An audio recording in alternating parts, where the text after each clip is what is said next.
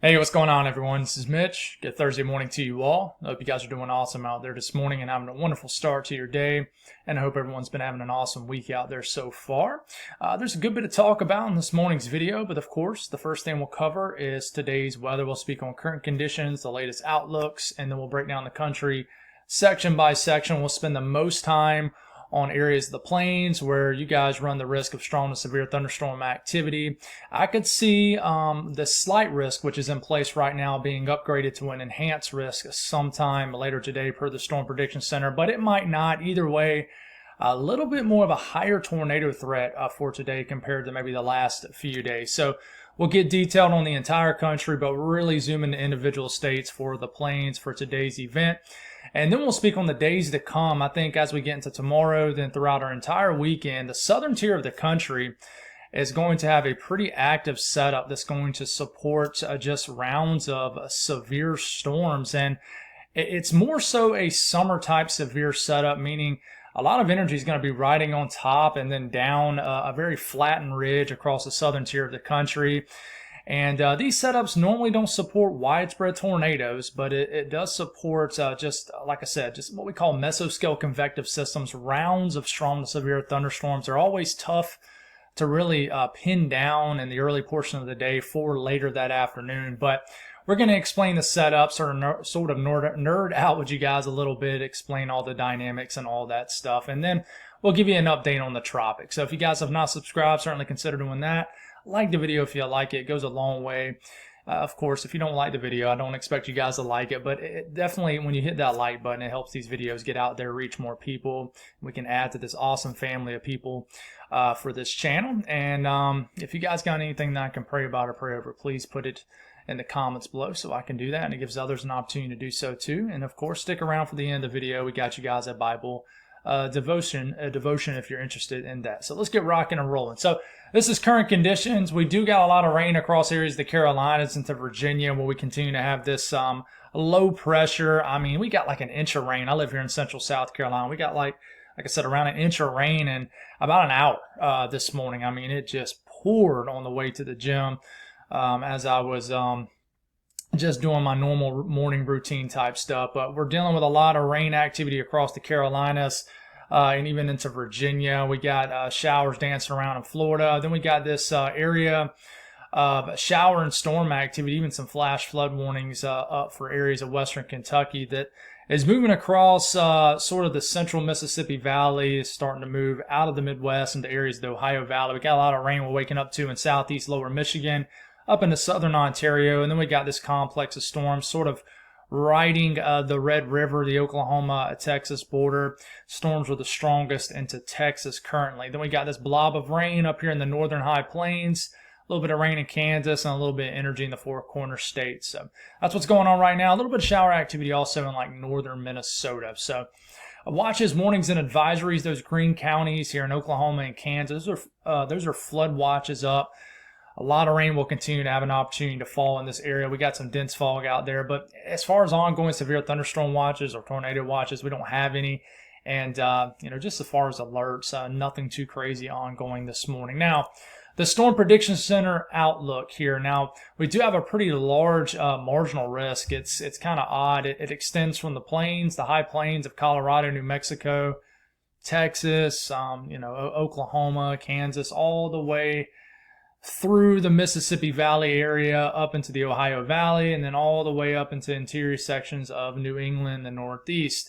We got a slight risk for areas of the southern plains and central plains. So let's zoom into this region. This is the area where I could see an upgrade to an enhanced risk. And now, right now, the slight risk is driven off a 5% risk of a tornado, and of course the threat of some winds and hail. But a little bit higher of a tornado threat today compared to maybe the last few days. So Amarillo, Lubbock, up to Guyman, down to Hobbs, Clovis, you guys have a 5% risk of a tornado within 25 miles in a given location. Then the green area is at 2% risk. And then the damaging wind threat, this entire yellow area has a 15% chance of winds exceeding 55 to 60 miles per hour. And then the hail threat, not only do we have in the yellow the 15% risk of hail exceeding 1 inch, But in the black outline region inside this yellow area with the dashes going in between, we have a 10% risk of significant size hail, which is 2 inch in diameter or larger. There is a flash flooding threat. We got a couple areas to watch out for that has a 5% risk in the green colored regions, but this yellow area, this is where we have a 15% risk of flash flooding occurring. Oklahoma City up to Dodge City, Wichita, Tulsa, over to Guyman, you guys have a 15% risk of flash flooding occurring within 25 miles in a given location. Now let's take a look at the southeast, and we'll zoom into one other area I'm watching for today, but more so just looking at a broad look here. This morning we got all this shower and storm activity dancing around across the Carolinas. We're taking about midday.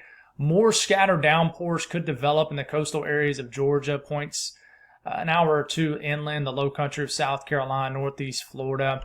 Storms are pretty widespread across the eastern and southeastern sections of the Carolinas. Some storms in southern Georgia, and just more so pop-up activity in the panhandle of Florida, over into southern Mississippi, southeast Louisiana, and just more so isolated activity here kind of west of the Appalachian Mountains here. But we continue to move forward here. We take it into late evening, and things will begin to wind on down. Now, I would say watch for eastern South Carolina, southeast North Carolina.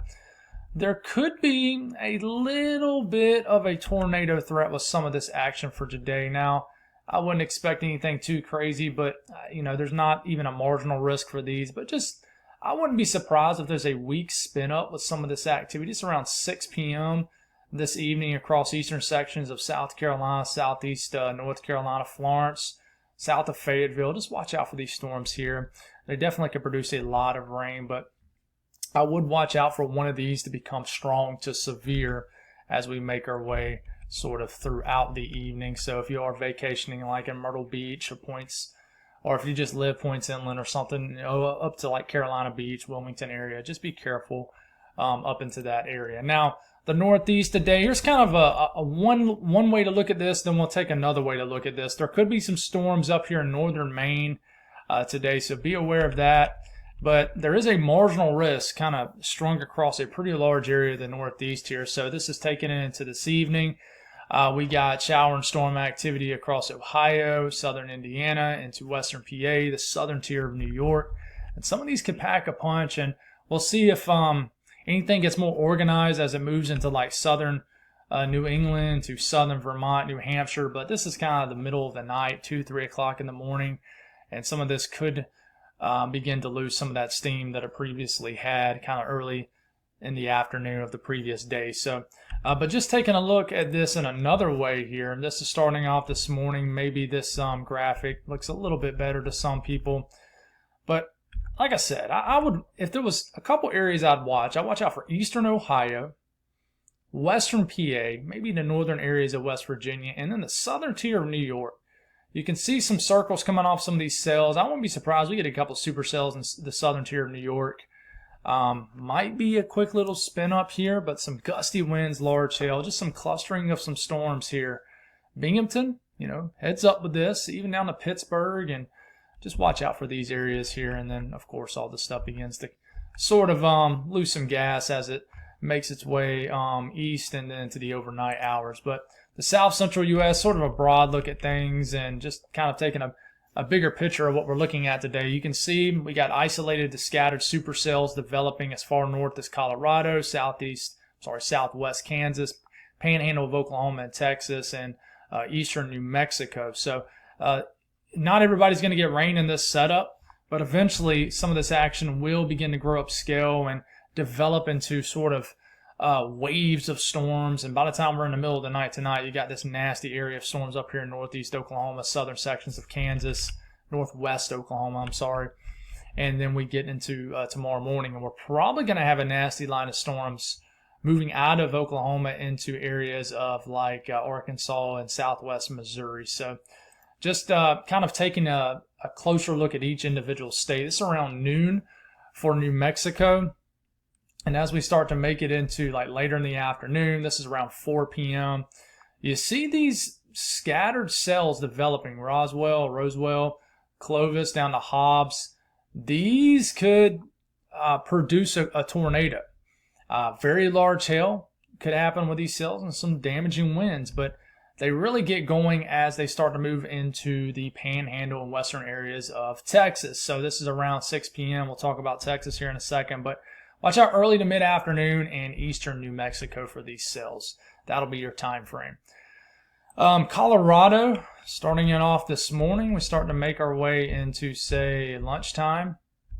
And then we get into early afternoon, and this is around 4 p.m. The cells obviously intensify as they get east of the Front Range in the Rockies. So we got some stronger cells, just in eastern Colorado. It could be anywhere. Sterling shows a stronger to severe cell up here, storm on top of you guys. That might not be exactly where it is, but we'll see. 6 p.m., 7 p.m.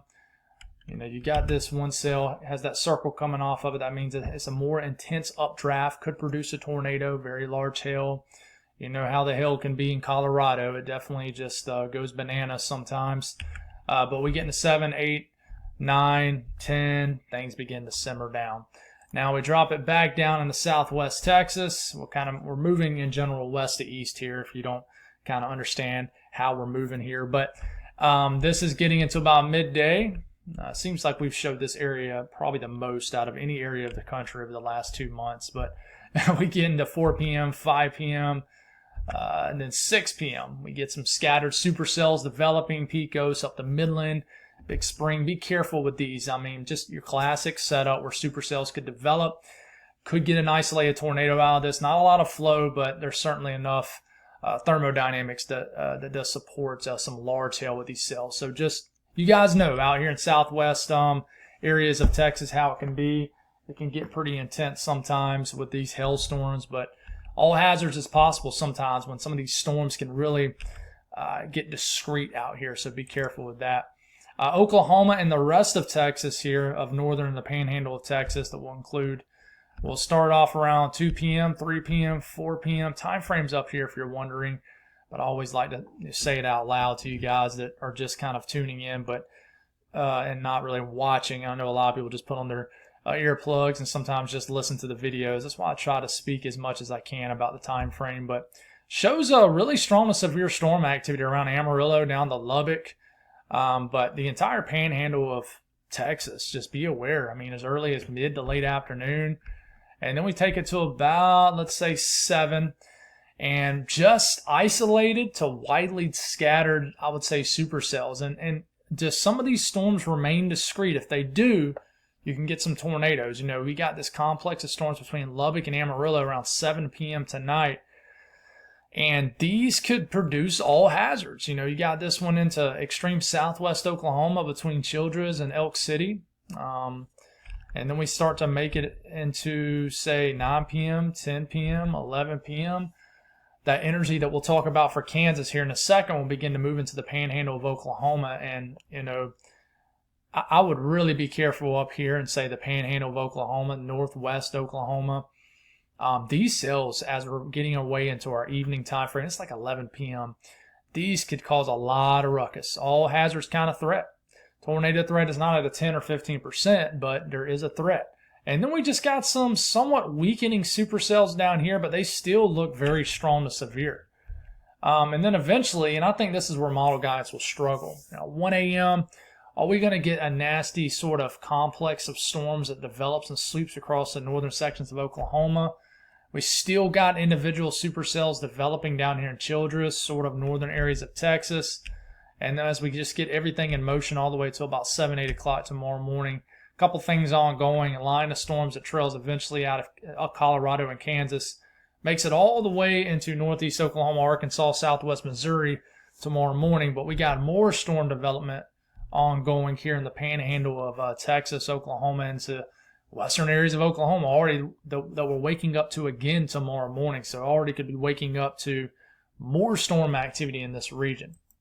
Now you look at the updraft velocity swath based off this individual model run. This takes us between now and tomorrow morning. It picks up on these intense updrafts and these storms later this evening into late tonight in southwest Kansas, which we'll talk about in a second, into areas of Oklahoma. But it does pick up on intense updrafts down here. And what you take away from looking at this is, yes, these could be rotating updrafts. These could produce tornadoes, but you take away from this that the more intense these updrafts are, the more that these storms could produce all hazards, especially large hail. This is a big thing to look at with hail. So just be aware of that. Got some hiccups here. But Kansas, starting off around lunchtime, just some scattered shower and storm activity, nothing too crazy. But we get about 5 p.m., we could have one or two very intense supercells that could produce a tornado. Garden City, sort of west of Dodge City, Liberal. Be careful, you could have, and there's going to be a lot of storm chasers chasing this setup, so we'll kind of know what's going on. I'm sure some people will pick Southwest Kansas to chase here, but we got a few supercells trying to get going. I could see these producing some tornadoes, a little bit better kinematics up here in Southwest Kansas, but these will be some intense storms until eventually, like we just broke down for Oklahoma, the intensity of these storms will probably remain as they dip down to the panhandle and northwest sections of the state of Oklahoma, but more supercell in nature. Let's back this up a little bit as we're into the late afternoon, evening hours in southwest Kansas. So just be aware of these storms in this area of the state, and kind of up to the north, just more so heavy rain and storm activity, but we continue to make our way into the overnight hours, 3 a.m., 4 a.m., 5 a.m., 6 a.m., 7 a.m. Things begin to clear out overnight. Now, we finish this off with Arkansas. Most of the day is going to be okay. We could have some scattered storms up in northeast areas of the state. But we get all the way into the evening hours. We could start to get some more widespread thunderstorm activity in northern Arkansas. But just kind of spotty stuff. But it's really what you watch for overnight. As we're waking up tomorrow morning, could have an intense line of storms making its way into Fort Smith, Fayetteville, Rogers, just the northwest corner of the state sometime tomorrow morning. Around this time tomorrow morning, could be talking about a pretty intense line of storms, so just be aware of that. The north central U.S., not too bad of a start up here, but we're going to get rain that becomes widespread across especially South Dakota, but some scattered activity across Nebraska too. It'll be a kind of a damp day, but especially in South Dakota, southern areas of North Dakota. Scattered shower activity up in Minnesota. So light drizzle, rain activity possible in Iowa. And then we start to get into the overnight hours. This begins to take over like the Minneapolis-St. Paul area. And we're waking up to some rain beginning to enter Duluth, western areas of Wisconsin, a little bit of rain down Iowa, and a little bit of rain eventually will greet you guys in the UP of Michigan. Tomorrow will probably be a pretty soggy day for you folks. So. The western U.S., outside the rain we're dealing with in eastern Wyoming into the Dakotas, we're going to get some more thunderstorm activity that sort of just rounds across this flattened ridge. So could get some storms down here in Las Vegas, but the southern half of Utah across Colorado, just some rounds of showers and storms that are possible. And outside of that, could get some thunderstorm activity in sort of southeast Wyoming as we're waking up tomorrow morning, but nothing too crazy out here. Now, temperatures, 70s and 80s, pretty much across the entire eastern U.S. I mean, it's pretty much just as easy as that. Pretty warm conditions for New England, actually. 80s, and come here, Chloe. Come here. You ain't gonna come here? I was gonna let you guys meet Chloe. I don't think y'all met Chloe, my cat. Well, here she is. Come here. Don't get mad. Don't get mad. All right, this is Chloe. This is our newest cat. She's a funny thing. She is a funny thing, but she kind of got trapped in here. She's a sweet girl, though, but she is a moody girl, too. But I know you guys were worried about never getting to meet the cats anymore since I moved out my bedroom. So there's one. We'll have to bring Rocket in here one day, but she's rubbing down my legs, distracting the mess out of me. So we got to keep rolling here. But 70s and 80s across the board here. And then we get into the western half of the U.S., and there's a pool of cooler air with just the rain cold air here. But I mean, it's warm all the way up into like Washington, Oregon, and it's pretty warm across the southwest also. So conditions moving forward, we got an active stretch of weather, guys. It looks like a whale or a fish, don't it? But anyways, huge, strung out, slight risk stretching from New Mexico, Colorado, getting all the way into the mid-south states like Kentucky, Tennessee, and northern areas of Mississippi, Alabama, and Georgia, even a small section of North Carolina, including this. And we continue to have a marginal risk going all the way up into New England. But the pattern begins to kind of set up with what we call a ridge rider setup.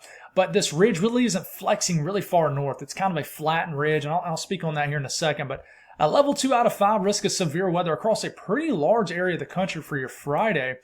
And the tornado threat with this, just a 2% risk. Like I said this at the beginning of the video, in the beginning of yesterday's video. This does not support an outbreak of tornadoes. Don't get it twisted, right?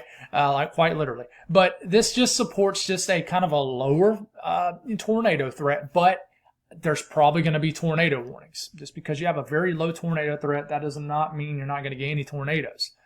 But I would say your damaging wind threat and your hail threat will be what's driving these severe weather days. And I do think we're going to get some enhanced risk based off winds, honestly.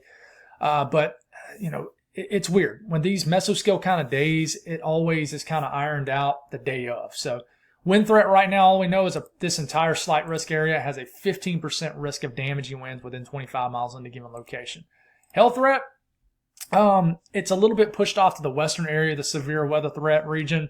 But the yellow region is a 15% risk of hail. And then this black outline region, black dashes, that is a 10% risk of hail exceeding 2-inch in diameter or larger. So some larger hail with these storms out here, which is typically the case across the plains with better thermodynamics, or lapse rates, I would say. But we'll flip it back to this, and let's look at day 3. It doesn't look a whole lot different. Once again, looks like a whale or kind of a fat shark, if you will. But everything kind of shifts a little bit to the east and shunts a little bit south. But a large slight risk, level 2 out of 5, going from Oklahoma, Texas, all the way into the Carolinas. So that's a level 2 out of 5 risk of severe weather and just a bit of a zonal flow.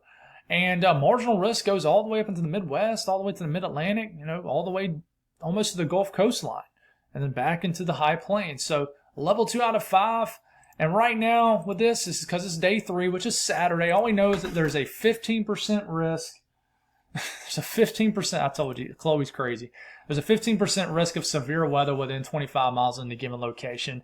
So this is a pattern. I had a question yesterday that, they said, hey man, I see they're calling for severe weather Saturday. And speaking of South Carolina, is it going to rain all day? Guys, I always say this. Just because they're calling for rain, especially in the summer, especially in the South, I don't know what people, especially some of the old timers who've been around for a while, I don't know what makes you think that it's going to rain all day in the South in the summer. It rarely ever rains all day, even in the winter when they're in a system, but there's a much higher chance. If we're going to have a rain or storm event, it's going to rain all day in the winter. When we get in the summer, if it says even if there's an 80% chance of rain, that doesn't mean it's an 80% chance it's going to rain all day. So if you're looking at your thing, trying to plan some weekend activities across the South for Saturday and Sunday, just keep in mind that it's not going to rain all day. But if you get hit by storms, they're going to probably be intense, strong to severe. That's why it's important to have a reliable radar. Don't rely on that hourly forecast, guys. It's a great tool, but don't just get tunnel visioned on it, right? So just remember that when you're in the summer. It doesn't rain all day. It never does. Hardly ever. Unless you got some sort of tropical system. But I do want to mention also day 4. This is new.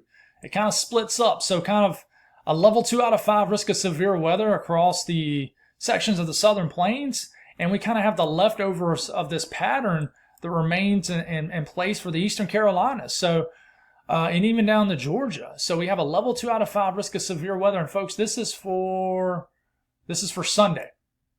Okay, so we continue to have a severe weather threat. It's going to be an active weekend. What's driving this? And I'm just going to freeze it right here. And I don't want to move this in motion, get overly detailed about this, but the kind of warmer colors, in this case yellows and the orange, that's a ridge, right? High pressure. And the blues you see on your screen, that is lower pressure. Kind of the in-between color and the white, that's kind of and in between. It's kind of, you could have some ridging in place, but it's a lot of times where your energy flies. So I'm going to kind of draw on this a little bit.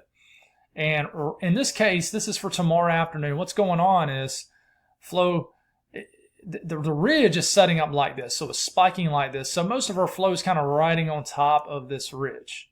So we're going to have complexes of storms that sort of do like this. And sometimes they're embedded more into the ridge. Sometimes they're flying up here. But the more you get sort of up into this area, the more you run into drier, stable air. So most of your energy is just going to be sort of scooting across this region, but it's more of a flattened ridge. It's no, it's not like you got like a ridge that's like doing like this, and then, the energy is sort of coming on down, and what we call a northwest flow ridge rider setup. And we get that when we get deeper into summer, later into June, July. And this is really what drives our higher severe weather chances in the summertime, not necessarily big time low pressures, like in the spring, cutting across the country and bringing a ton of kinematics. A lot of times it's driven off kind of a flex in the ridge where we got energy that sort of just rides down and then meets intense thermodynamics, really hot temperatures, and just fuels these very hard to predict lines of storms. In this case, a little bit easier to predict. Ridge is a little bit more flattened out, so more of just a zonal flow. So another way to look at this is if we look at the flow in the mid to upper levels of the atmosphere. This is 500 millibars, about 18,000 feet up in the air, and we stop it for tomorrow evening. You see kind of the areas in blue, purplish color here. This is flow in the atmosphere. This is 40, 50, 55 knots. But just think of this as kinematic energy, wind energy that supports the pushing of storms, the forcing of storms, and just allows these storms to really get going. So we got plenty of flow. And this is, like I said, for tomorrow evening. So we match this flow, which is just riding across this region right into here. Not the best color. Let's use pink.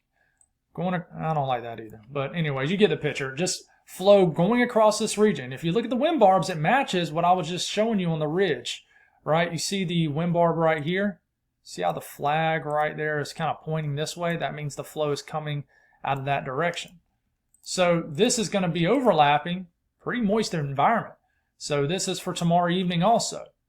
That flow is riding over that pretty moist environment. Dew points in the 60s and 70s. I mean, in this case, a lot of dew points in the 70s. Very humid conditions. Best way to gauge humidity is dew points, not the humidity percentage, folks. I can't tell you guys that enough. It's hard to explain that to the public too, but look at dew points. If your dew points in your 70s, it is very humid outside. You might, for example, look at your dew points and it says it's 75 degrees, but you look at the relative humidity on your weather app and it only says it's 55, 60%. And you're thinking, man, it's not that humid outside. Then you wake up and then you walk outside and it slaps you in the face. So look at dew points. I actually made a video of why you do that long time ago, like 5 years ago. I'll have to link it one day in the subscription. But too much to get into right now. But very moist air mass. Now, we flip it back to this and we start to stretch this into, say, Saturday afternoon, Saturday evening. Okay, let's get this in motion. You can see how that flow begins to kind of make it into the mid-south. So it's stretching now across this region right here. So now we have 40, 50, 55 knots of flow at 18,000 feet riding over this entire region. And what is it riding over? Once again, we'll skip ahead. We get all the way into tomorrow evening. It's riding over a very moist air mass. This moist air mass doesn't go anywhere. So that flow just scooting across this region. A little flex in the ridge. Very moist air building up with this ridge, getting pulled northward because of this ridge. So just your typical severe weather summer type setup. And I mean, even as you get into Saturday, the setup switches up a little. Sunday. The setup switches up a little bit. Get a little bit of impulsive energy right here. And we continue to have a lot of flow into here. But some sort of trough is digging down. So this is probably going to bring drier air. So as we move into that Sunday time period, you see how this moist air to the north is getting wiped out right here? That is a cold front advancing southeastward. And the deeper we get into summer, the more that these cold fronts will not make it too far south. But once again, for Sunday evening, a very moist air mass. I mean, deep tropical moisture across this entire area. So, let's make sure I have my days right here. Day 3, yeah, so this is for Sunday. Yeah, I want to make sure I didn't say Monday. If I did, I apologize. This is for Sunday. This is for Saturday. Okay, so, but that's the setup. That's what it looks like. So in general, if you look at kind of surface features here in just the Euro, which I think it does a good job on show where the energy will be. We'll start off tomorrow morning. It likes the idea of a complex of storms more so in the Butte, Missouri, but we get this in motion tomorrow afternoon. It shows a line of storms making it across the Mid-South, Tennessee, all the way into northern Alabama, northern Mississippi. Okay, and then we start to take this, say, into Saturday, and once again, just rounds of storms. And I know certain areas are cut off. I just wanted to just kind of show this area. It's kind of the middle ground of all the severe weather areas. But, we got this bowing structure of line of storms getting down to Alabama and Georgia. We got storms up here. We got storms here in the Carolinas and Virginia. And then we'll get all the way into Sunday, and we got a lot of storm activity down in the deep south and the Carolinas right into here. So definitely just rounds of storms. I'm telling you, model guides is going to struggle with this. But the setup supports just complexes of storms. So update on the tropics. Our area of interest that was up there is no longer up anymore. So no tropical activity. We're back to this expected between now and the next 7 days. One thing we'll continue to watch, and the Euro's not picking up on anything right now really, as we get into early next week, midway next week, late next week, I do want to watch what we call the CAG, the CAG, Central American Gyro. It's basically this broad area of spin over Central America. And sometimes some energy can jump to the Eastern Pacific side or the Atlantic side, which in this case is the Gulf of the Caribbean. And sometimes we can get the development of some kind of tropical system. So I want to watch this more so mid-June. Some of this energy could make it into the Bay of Campeche or somewhere in the Gulf. We'll just have to watch. And, as we're starting to get later in this run, and Chloe's going crazy over there, my cat, because she's trapped in here. I want to watch some energy that might around mid-month try to just get somewhere in the Western Caribbean, western areas of the Gulf. And if you look at the Euro ensemble, heck, just 7 to 10 days out, it shows a pretty hefty signal for tropical development on the Pacific side. But watch as we go from day 7 to day 10. It shows some members liking the idea of making the transition from a Pacific system to an Atlantic system. Now, this is the Euro ensemble. It makes up about 51 runs. So this is just a few of the runs out of those 50-something runs. But it does show some members as we're getting between that day 8 to day 10 range, getting into the Gulf side here and trying to develop some sort of tropical system. So I want to watch this, see if model guidance increases with this over the next several days, but it does show some clustering up of members. And this is kind of the area in the Atlantic or somewhere in the Caribbean off the coast of the southeast of Gulf where we normally get our first named storm of the season. So we'll continue to watch this. Nothing concerning at all, but I am watching the possibility of just some energy getting on the Atlantic side off this CAG, Central American Gyrum. Look up that term. It's very important when it comes to the tropics, and it's very interesting. Just a broad area of low pressure over the Central America area. So that's all I got. Let's do a quick Bible devotion for you folks. Chloe. Come here, Chloe. So if you hear any meowing in the background, it's just my cat trying to get out, and I'm going to wrap this up. So Bible devotion this morning. Let's open this up. This morning we are in Galatians chapter 1, verse 10. Galatians chapter 1, verse 10. It says, verse 10, "For am I now trying to persuade people or God? Or am I striving to please people? If I were still trying to please people, I would not be a servant of Christ." Let's read that again because I'm everywhere. I still am. For am I now trying to persuade people or God? For am I striving to please people? If I were still trying to please people, I would not be a servant of Christ. So I wrote down a couple things about that I'll read to you guys. And then I'll hit on a few of it. I said, make sure your main mission is to please God. Make sure your decisions are aligned with God's will in your life. And seek His approval, not the approval and validation of others. And one thing I made key here is always self-check your motives behind the real reason why you're doing what you are doing. And I'll hit on the validation part. Guys, a lot of things that we do out here, we have a hard time doing without wanting a pat on the back. And I'm speaking on the good things you do. we all like validation. And if you sit here and say you don't like a pat on the back, I would say I probably don't believe you. We all enjoy some sort of validation, whether it's just a small amount or if you just, or just actively seeking it all the time. But just try to do things and just try to do good things without telling everybody. I'll just leave it at that. God sees it, and that's the most important thing is His approval, right?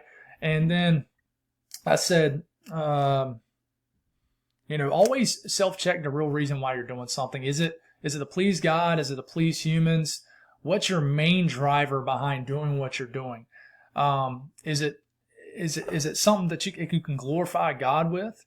So I put that, but an example of my life with my YouTube journey is, I have to reevaluate sometimes and kind of self-check myself with my YouTube journey. Sometimes I get so caught up in, I wouldn't say I get so caught up, but sometimes, I sit there and I've talked to you guys about this. I'm always personal. I'm always real with you folks, but sometimes I catch myself looking over my shoulder and looking, at other channels, and it's like, man, I'm putting in all this work, and this person's channel is just soaring past mine, and I forget the real reason why I do what I do, and that is to glorify God through keeping you guys alert with the weather and expressing my passion and doing what I'm doing here, which is a Bible devotion, praying. We pray on this channel, and I speak to you guys on what I believe. And I know another thing is, you read in the comments sometimes, especially with the videos that go, more viral. It's like, you can tell you get some newcomers on here and they're like, man, don't mix religion with weather or religion with science. Or some people will say, and this is not people saying I should change it up, but you got other people in the comments that will say, well, the reason why your channel might not be popping off or really growing is because you mention, God in your channels and reading the Bible and stuff like that. And all I can sit here and say, if that's truly a reason why some of the things, the lack of growth on my channel, or a lot of people, when that thing happened back in the fall with YouTube and the revenue and stuff like that, a lot of people said, hey, it's probably because of that. If that truly is the reason, then, all I can say is it is what it is, because I'm always going to stand true in my faith, and I'm always going to talk about it. And I think that's what we're called to do as believers of Christ. I know it is. So I'll leave it at that. Just always check your motives behind why you do what you do. Is it to please others, to kind of fuel your pride, or is it to please God? So that's all I got. Appreciate y'all. God bless y'all. Have a wonderful day. We'll talk to you again tomorrow morning. God bless.